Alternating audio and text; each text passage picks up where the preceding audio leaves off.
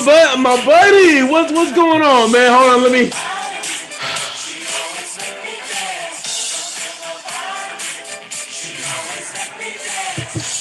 Woo! Destin! I am glad. Destin! I am glad you are someone that's able to party with yourself. I really am.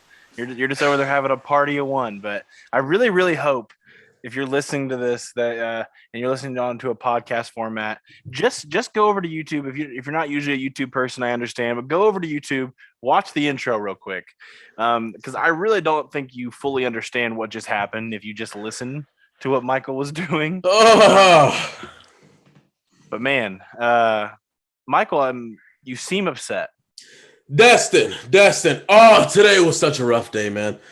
Today was such a rough day. I had to wake up at 7:30 in the morning.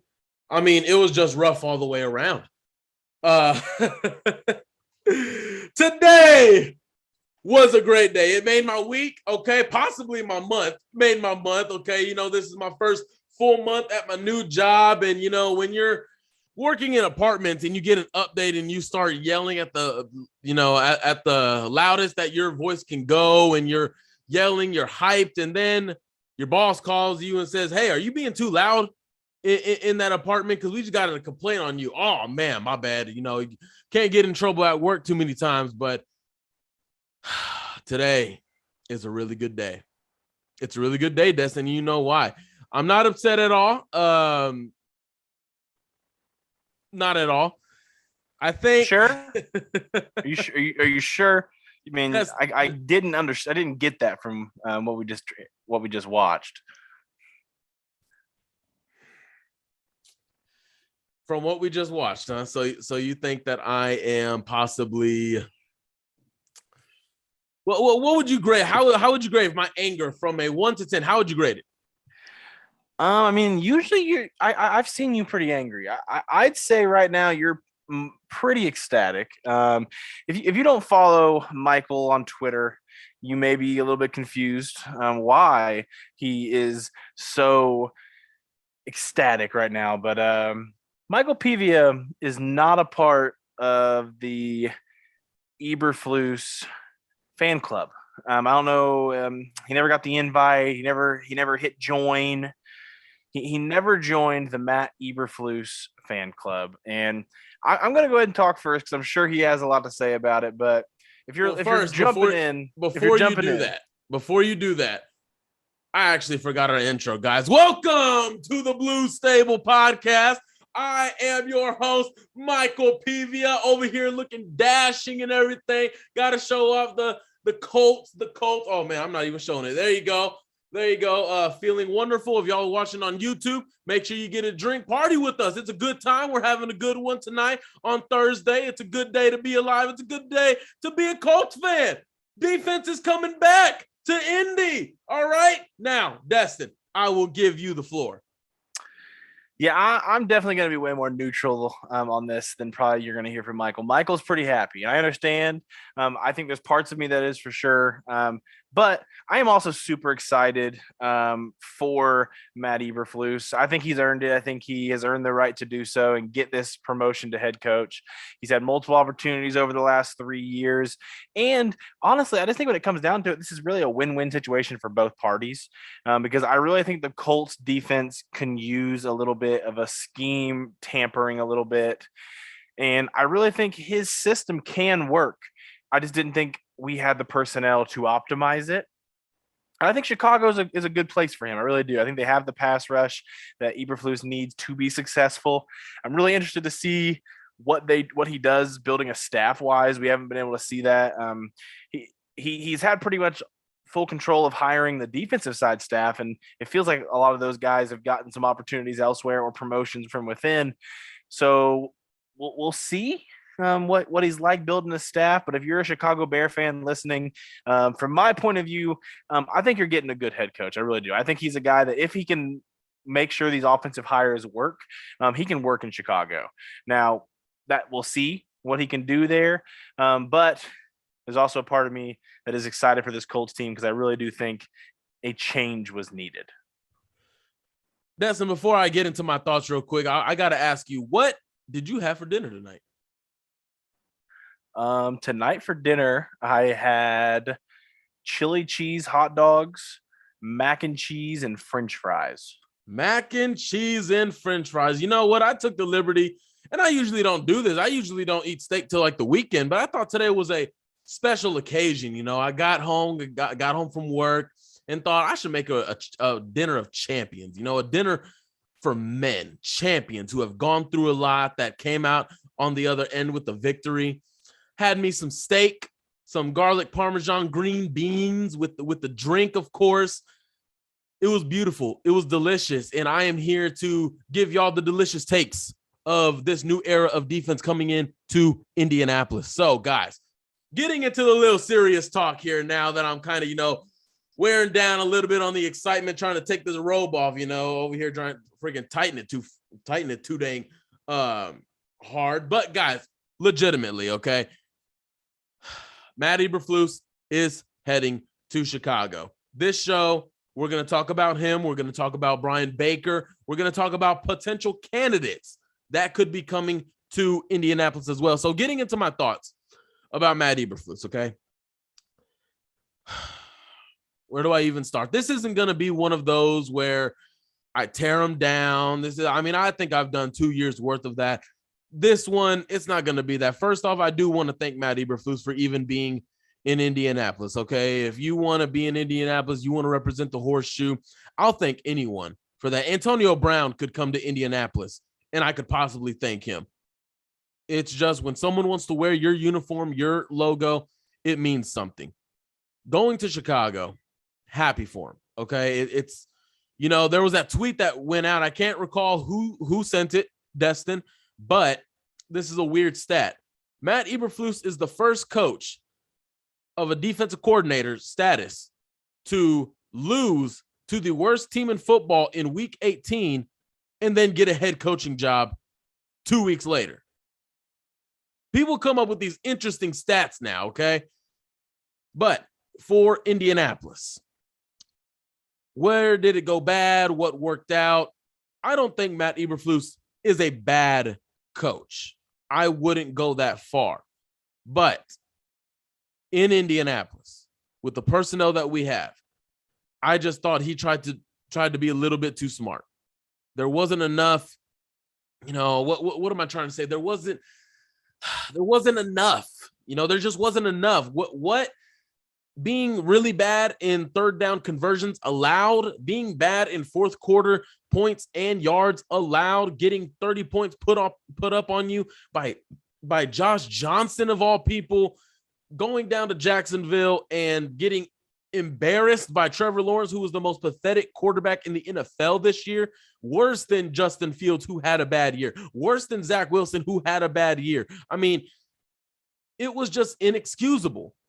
The lack of developing a pass rush was just inexcusable. Too much 4 years of consistent mediocrity on defense. There is something to be said about finishing top 10. There is something to be said about turnovers. He finished number 2 in the league. 4 years running, he finished top 10 somewhere in this defensive category. My opinion, having an easy schedule, you know, majority of these last 4 years had a lot to do with that. Playing in the AFC South had a lot to do with that. But it is still hard to go top 10. So I will give him that credit. But it's those money. It's the money that I thought that he just failed at. Third down conversions allowed, not getting off the field, too many points and yards given up in the fourth quarter. You're not going anywhere when you do that. And I mean, these were my expectations going in. It didn't surprise me. It doesn't surprise me now. Now, talking about him as a head coach, Destin, there's always those conversations, those sayings about these guys work out better as coordinators than head coaches, or these guys possibly work out better as head coaches than coordinators. We saw it with Chuck Pagano when he was here. Being at Baltimore, I mean, such a great defensive coordinator. We all know the defenses he had with Ed Reed, with Ray Lewis, Terrell Suggs. Comes to Indy and really just lacks the qualities a head coach should have, in my opinion. Yes, Chuck Strong, everything happened, but he ultimately fell short, got back into a defensive coordinator's role and lit it up, lit the league up. For Eberflus, as a head coach, I think he has the qualities to be a successful head coach, because a head coach and a defensive coordinator, it's two completely different things, two completely different responsibilities. I think the qualities he has as a head coach, relationships with his players, relationship builder, he's always communicating at a high level. He's easily approachable. I think he's a motivator. I think he's a good teacher. I think those tools could help him in Chicago. Okay. Where could they get better at? I mean, having a pass rush already helps him out. But other than Jalen Johnson in that secondary, I think it's pretty bad. Wouldn't you agree, Destin? I mean, just touching a little bit back to some people work better as a coordinator, some people work better in the head coaching role. I think a part of it just comes down to what responsibilities you're taking on as a head coach, what you're going to pass down. There's offensive-minded head coaches in the NFL that allow play calling and things to be done by coordinators. There's defensive-minded head coaches that allow the play calling to be done by coordinators. It just kind of really depends on what you take on, what you're able to do. If I had to guess, I think Eberflus is going to call plays for Chicago. I think that's something he really takes a lot of pride in. That's something he hangs his hat on a little bit. So I think whoever is coming in at defensive coordinator is going to be more of maybe the vocal leader in the meetings, and just being able to help his staff be ready for game day and things like that. If I had to guess, defensive coordinator wise. So I really do think Eberflus is a guy, like you said. I think he's someone that could be a better head coach than he is a defensive coordinator. I really do. I truly believe that. Now, I guess the thing that I also want to note is, if I was Chicago, was Eberflus the guy I would have hired? I still think I would have went heavily into a Brian Dabble from Buffalo type of offensive mind personally. But I was curious, if you would have been Chicago, of the guys that are in the market that are options for this head coaching cycle, who would you have went with? Okay, honestly, I did not expect Matt Eberflus to get this job, especially when Jim Caldwell's name came up. I thought, honestly, he was going to get the job. I really did. And then it came out that Dan Quinn was either flirting with Denver or Chicago, ultimately went back to Dallas. But I didn't think Eberflus would have been the guy. I thought it was going to be Jim Caldwell all the way. He's a good offensive mind. He's a good teacher. He's demanding. And I think he's just a good man. We saw him here in Indianapolis. We saw him in Detroit. In my opinion, he was unfairly fired from both spots, including Indianapolis. I mean, he took a team to a Super Bowl, 14-2 record, 10-6. Next year, Peyton Manning is hurt, and he's fired. Why? Takes the Lions to the playoffs. He's fired. Why? I have no idea. I thought Jim Caldwell was just the perfect. I mean, just being in the NFC North, it felt like it was perfect for him. You know what I mean? Especially with the young quarterback like Justin Fields.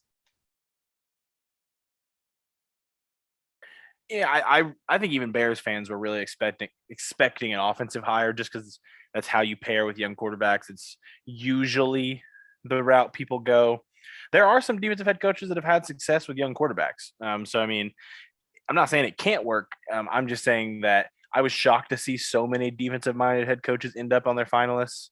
Dan Quinn was a finalist. We saw Leslie Frazier getting interviews near the finalist list. Eberflus was a finalist. Just multiple guys here that were defensive-minded. Jim Caldwell was the only real offensive-minded guy that I saw as a finalist. I don't know if you saw any others, because I don't think Brian Dabble was a finalist in Chicago. He's a finalist in Miami. He's a finalist in New York. But I didn't see him get a second interview with Chicago. Brian Dabble's interesting. I probably wouldn't go with him personally, but Jim Caldwell, we all know about Eric Bieniemy, and he keeps delaying interviews and telling teams to wait until after the playoffs, and that's just not realistic in the NFL. Teams are not trying to wait. They're trying to get the ball moving. I don't know. Me personally, Brian Dabble, kind of not my cup of tea personally. I mean, I think the big thing that's coming from him is he works the closest with Josh Allen from the offensive standpoint, because I mean, Sean McDermott is another guy who's a defensive-minded head coach, and is over the Bills. They drafted Josh Allen. It's worked out. So there's a defensive-minded guy, but they have a guy in Brian Daboll who's worked with Josh Allen, who had a pretty rough first year, showed some flashes, but really struggled with accuracy, really struggled with pocket presence. Yeah. And in year 2, made a jump, solid jump to look like, hey, this guy could be something. And in this third year, made another jump where this guy is in the conversation now where you almost have to put him in the top 3 or 4 quarterbacks in the NFL. So now Brian Daboll's name is going to get a lot of credit for that because, again, with Sean McDermott being the head coach that's defensive-minded, the offensive coordinator is going to get a lot of that love for Josh Allen and his ability to progress and his ability to improve from that rookie season. And I think we saw Justin Fields have a really struggle as a rookie. So I think that relationship, you could jump into it and you can really hope Daboll can do it again, in a sense, is why I think that could work. Now, the other jobs that he's connected to with the Giants and the Dolphins is probably the one he probably ends up getting just because he has a relationship with Tua previously from his time at Alabama and things like that. But I mean, he is getting love from other places that have young quarterbacks. So I think if I was Chicago, that's just would have been who my top guy was. But they obviously really wanted to center in on a defensive-minded guy from their list of candidates. Like, that's what they wanted to do. So that's where they went, and Eberflus got the job. Chicago fired Ryan and Matt just to go and hire Ryan and Matt. I will say that they got to be different. Like when you listen to Matt Nagy talk and then Matt Eberflus, like we've had times where we've been able to like be in pressers with Matt Eberflus and ask him questions. Very different individuals. Very different. Matt Nagy was a guy who kind of beat around the bush on everything he did. When he was talking, when he was answering questions, he was just didn't want to give you solid answers. From my experience with Matt Eberflus, from personally asking him questions in press conferences, he's a guy that's going to give you answers. If you take the time to ask him a question, he's going to give you his honest answer back. So I think that's the first thing that you're going to get very different. He's just a very different person when it comes to those two people. Now, I mean, Ryan Pace and Ryan Pohl, I mean, it's hard. We don't really see what Pohl was able to do him personally in Kansas City, you know. I mean, he obviously worked with some of the scouting over there, so the draft is really one of those parts that they're going to look at. Yeah. So then the other one looking at, I guess, is that's what Ryan Pace's his strength was they considered him a really solid drafter, and he really did have some solid drafts. Obviously the Trubisky over Mahomes stuff, but a lot of teams had Trubisky over Mahomes and Watson that year on their quarterback rankings. People don't want to say it. People don't talk about it. It sucks for the Bears. It does when you look at who they drafted over certain prospects, but a lot of guys did have it over them. It's just thinking, can he be better? And I hope so.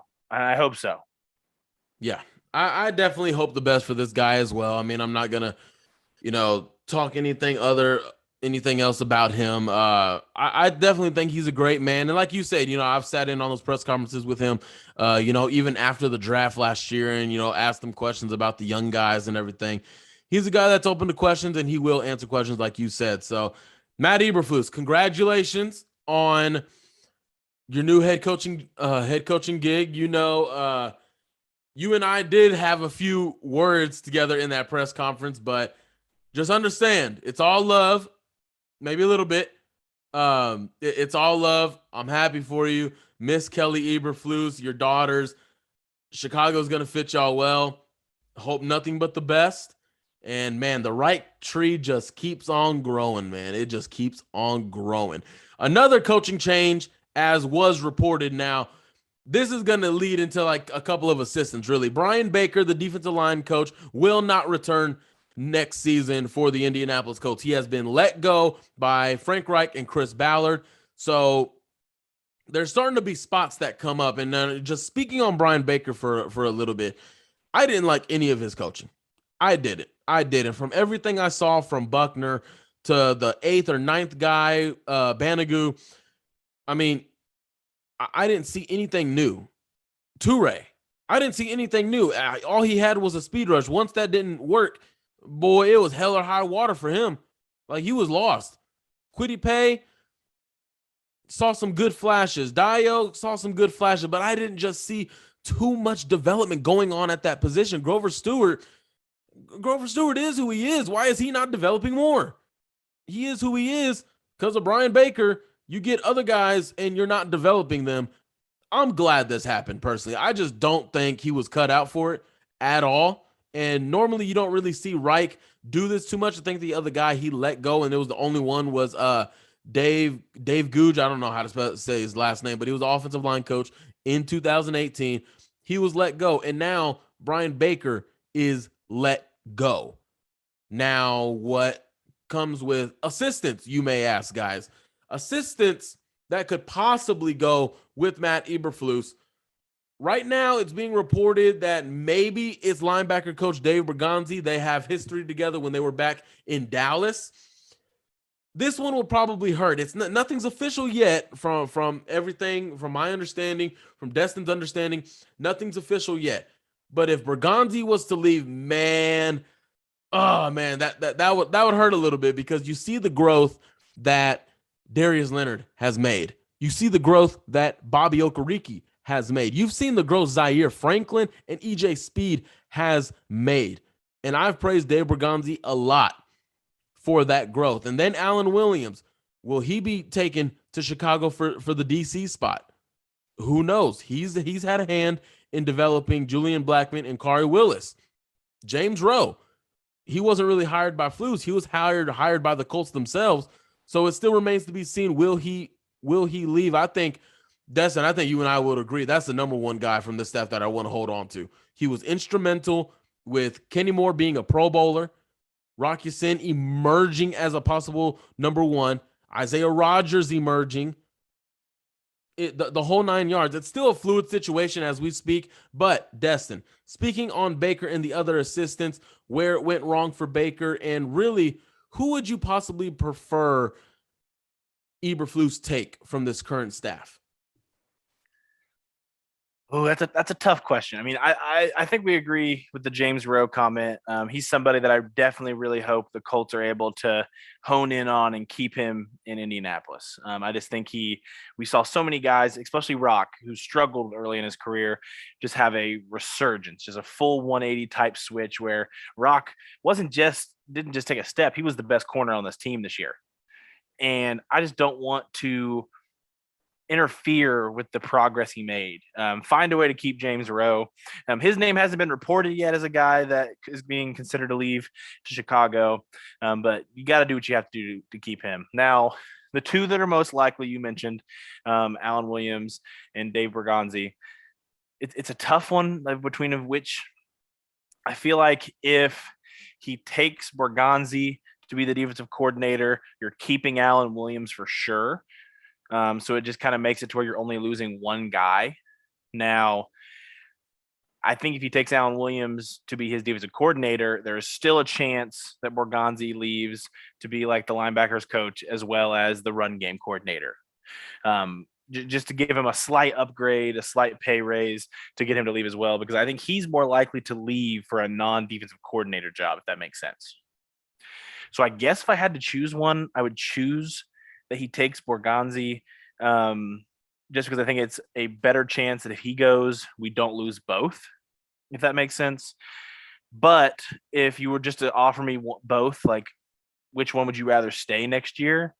I would rather have Burgonzi stay, just because of the work he does with the linebackers, and it just feels like every year guys improve every year. It's just not an issue on this roster. It's the strength.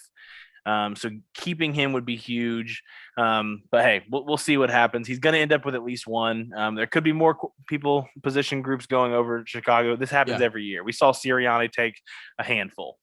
Yeah, definitely. Sirianni did take quite a few handfuls. And when it comes to possible replacements at the defensive coordinator spot, a lot of people, have a lot of mentions. And from what we know, this is going to be a full-on search by the Indianapolis Colts. They are going to take their time. They're going to conduct interviews. They are going to go through the whole 9 yards. And I'm pretty sure, I have no doubt that Frank Reich is going to sit in on those interviews because remember, Matt Eberflus was not his guy. Frank Reich did right by him and said, you know what?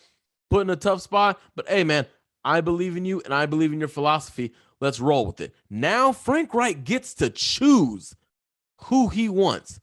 And when speaking about replacements, I mentioned this a few shows back. You want a guy that matches your head coach. Frank Reich is aggressive. He steps on the throat. He goes for it on every fourth down, 4th and 1, 4th and 2, and never questions it or never looks back. Never looks to Rigoberto Sanchez, never looks to Bubba Ventrone, always looking at that play sheet and telling Carson, Jacoby, or whoever quarterback was here to go for it. He's aggressive. I think you need to find a defensive coordinator just like that. Just like that. My number one guy who is just like that is Chris Richard. Chris Richard has been to Seattle. He's been to Dallas. He's been to New Orleans. 3 teams when he was there had top-notch defenses, shut down defenses, turnover forcing, punt forcing defenses. Of course, we all know about the work he did with the Legion of Boom as the coach, the corners and safeties. We know about that. Dallas, he gets there. He's the pass game coordinator, and they have a whole resurgence on defense. Now goes to New Orleans. Look at how stout that defense was. Look at the secondary. Look at the secondary, how talented and the performance they put on this year. Chris Richard is my number one guy. When I think about a defensive coordinator to pair with Reich and our defensive players, Chris Richard fits, to me, checks every box. Now, I don't know what Chris Ballard's preferences are, what his requirements are, if he checks those boxes. I don't know that. Right now, Chris Richard is my number one guy.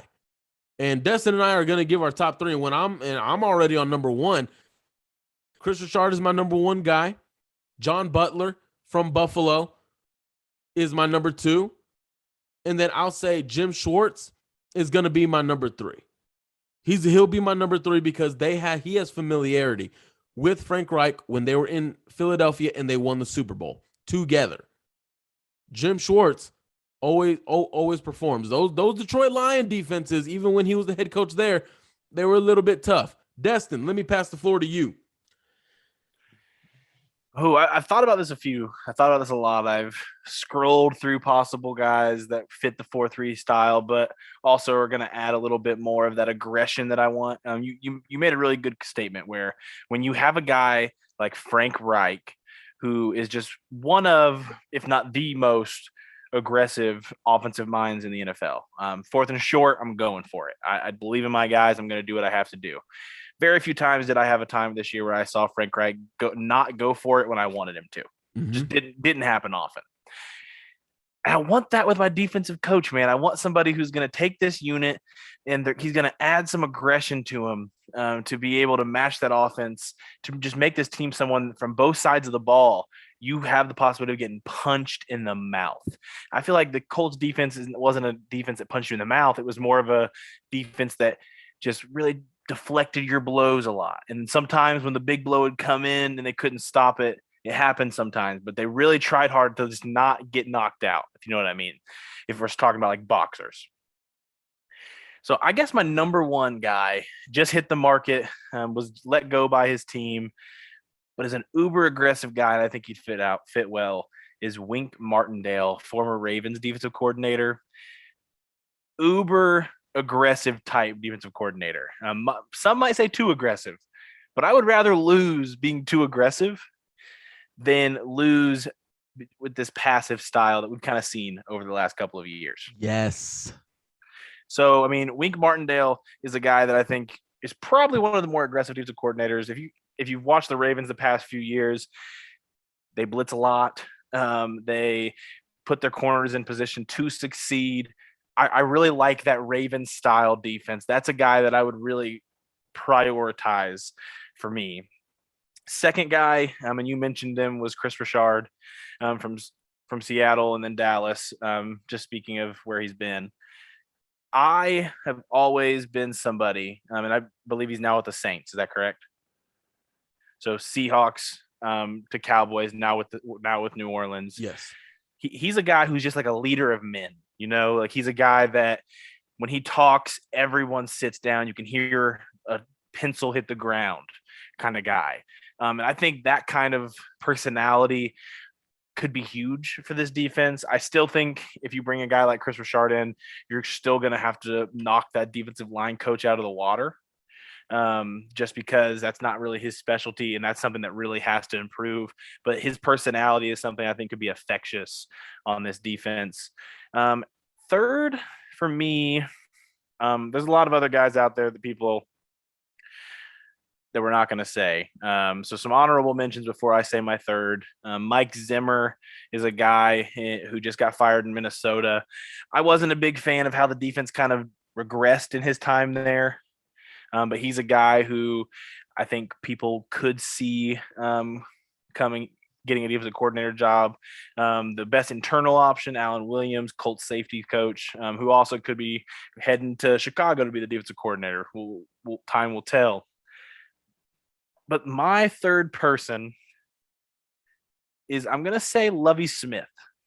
Lovie Smith is a guy who I think kind of mastered the cover two before a lot of people in the NFL. So if they had to go cover two, I think Lovie Smith's a guy you could take. He had Houston playing with fire this past year as well. I think he's a guy that would add a little bit more aggression, but he was also somebody that knows that cover two type defense better than anybody. So if they really did want to go close to home, but just add more aggression, I think Lovie Smith would be a good hire.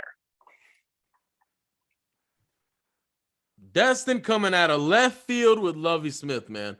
I actually kind of forgot all about Lovie Smith, and then I remembered, hey, he's over here at Syracuse, and I think there was a guy coming out. What was his name? Andre Sisco. He was coming out of Syracuse. He was a guy that I really liked, and it hit me. I'm like, whoa, Lovie Smith is the coach there. Whoa, when did this happen? And then obviously he was with Houston. I mean, Lovie Smith, I can get behind that because, of course, the Chicago Bears days, the Tampa 2 and everything, he mastered that. But my question is, he mastered it. Didn't he have a pass rush? Didn't he have all that? I mean, we're basically relying on the same thing. Now, of course, I'll have to go back and I'll admit this publicly. I don't know too much on Lovie Smith and his approach to the Tampa 2. So I'll have to go and do more homework on that and come back more educated next week because I really didn't even expect the Lovie Smith choice, Destin. But and you mentioned Win Martindale. 3-4. Are we a 3-4 personnel? I don't know if Darius and Bobby are fit for beefy linebacker play in the 3-4 because that's really what you got to be when playing in a 3-4. You got to play up close, defend the run. You are the run defense. The two outside pass rushers are standing up. I guess my thing is I really think from watching Baltimore, they even at times mid-game would kind of switch the scheme up where they would throw guys on the line of scrimmage that were a little smaller than the defensive end. So I kind of think that you could possibly get a Wink Martindale to come in and even still coach the 4-3 scheme and just adding in a lot more of his mentality to it is something that I think you could see happen. But hey, maybe if he doesn't get into a coordinator spot, we can try to steal him to be some like senior defensive assistant or something, kind of like what we saw Jim Schwartz do with Tennessee this past year, which is someone you said that I would also be really down for, is just because he's worked with Frank before, obviously at Philadelphia when they won the Super Bowl, and just kind of wherever he goes, they have that pass rush. I mean, he goes to Tennessee this year, not in a positional group role or a defensive coordinator role, but he's there, and Tennessee's defensive line has a crazy resurgence. They went out and added names, obviously, but I mean, Harold Landry had his best year last year, and you could give the credit to anybody you want, but I mean, first year Jim Schwartz is on the roster, and Harold Landry just blasts onto the scene. I'm just saying. There you go. Hey, and when it comes to Lovie Smith, man, look, I could realistically see it because his days back in Chicago, Chris Ballard was there. There's the connection. That's all you need to know. So honestly, if I was to do predictions, he would probably be my number 2, honestly. If I had to do predictions, but my preference right now, my number 3 guys, Chris Richard, that's far and away my number 1. John Butler, and Jim Schwartz. That's where I think those are three really good candidates right there. And I think what Destin listed are good too. Now, when it comes to switching to the 3-4 or so, that'll remain to be seen. And like Destin said, man, guys, it is a new day in Colts football. That's all I got to say, guys. It is a new day in Colts football. This was an emergency podcast. We had to put one out. All right. We had to give it to you guys. We had to talk about what is going on. It is a new day. It is a new day in the Colts defensive room. There is no more sit back and let them punch you in the face. There is no more sit back and let them come at you. No. Moving forward, hopefully, dear God, moving forward, it is going to be about you go punch them in the face. You go at them. You run at them. Once again, Matt Eberflus, it's all love. Thank you for your time. Best of luck in Chicago. But please, get out of here. Destin, more updates are going to come as the week goes on. Now, again, me personally, I don't expect the defensive coordinator to be named tomorrow, listening to this Friday, or over the weekend, or possibly even next week. I wouldn't expect it at all if the Colts are truly doing a full-on search, candidate interviews, the whole gig. All right. So, Destin, before we get out of here, man, did you have anything else you wanted to discuss? No, I mean, I just wanted to restate again. Super excited for Matt Eberflus. I think he earned this spot. He earned this position. Chicago fans, if you're really interested in hearing more about it, hit one of us up. I'm sure we'd talk more in depth about what we saw from the Colts defense over the last few years under Matt Eberflus. But I mean, hey, no more ifs, no more what if Matt Eberflus wasn't here, what would the Colts do? We're about to find out. We're about to find out what Chris Ballard, what Frank Reich. Frank Reich's never hired a defensive coordinator, people. Here it comes. First hire. Me personally, I want Frank Reich to make the hire. I want Chris Ballard to just advise. I want Frank Reich to choose his guy. I think he will. I really think he'll get that chance. I think he'll get the chance to. He didn't get to last time, obviously. Yeah. Which was a testament to the guy Frank Reich is. A lot of guys coming in would want to hire their own. Eberflus came, accepted the job even after the McDaniel situation, and Frank Reich kept him on. Multiple other guys that are on the staff are like that as well. But Eberflus was one of the higher caliber guys that was getting brought in with McDaniels, stayed throughout. I mean, it's 2022, and he's been here since. That's impressive. Testament to him, testament to them, testament to how crappy McDaniels is. We don't have to get into that on this podcast. Right. Guys, before we get out of here, we did not have our other brother on here, Rashad McGinnis, with us, guys, but he did give us a little quote that I do want to read to you about what he thinks about Matt Eberflus leaving Indianapolis. And I quote from Rashad. I always thought Flus was solid, just not aggressive enough for me. To me, when you're a head coach and a play caller, it's all about aggressiveness. Then your DC needs to have a similar mindset, and the conservative zone scheme was really safe, not bad, just not the right fit in my opinion. Love what he did as far as forcing turnovers and maximizing the talent he did have, but think the defense got stale and can benefit from a fresh start. That was Rashad McGinnis, ladies and gentlemen. Rashad, it's all love, man. I'm just messing with you. Rashad will be at the Senior Bowl next week. Make sure you stay in tune with the coverage he will be providing for the Blue Stable. Once again, guys, if you do want to read a little bit more about candidates available, down in the description below will be an article written by our own writers, Zach and Mason, about candidates, internal and external candidates that could possibly come in as the new defensive coordinator, guys. He is Destin Adams. I am Michael Pivia. Thank you for listening to this episode of the Blue Stable Podcast. If you haven't already, hit the like button, subscribe, leave a comment down below. Tell us what you think about a new era in defense. Tell us what you think about Matt Eberflus, why we shouldn't have lost him. Why it's bad, why it's good. Let us know down in the comments below, guys. Have a good night. Stay safe. Go Colts.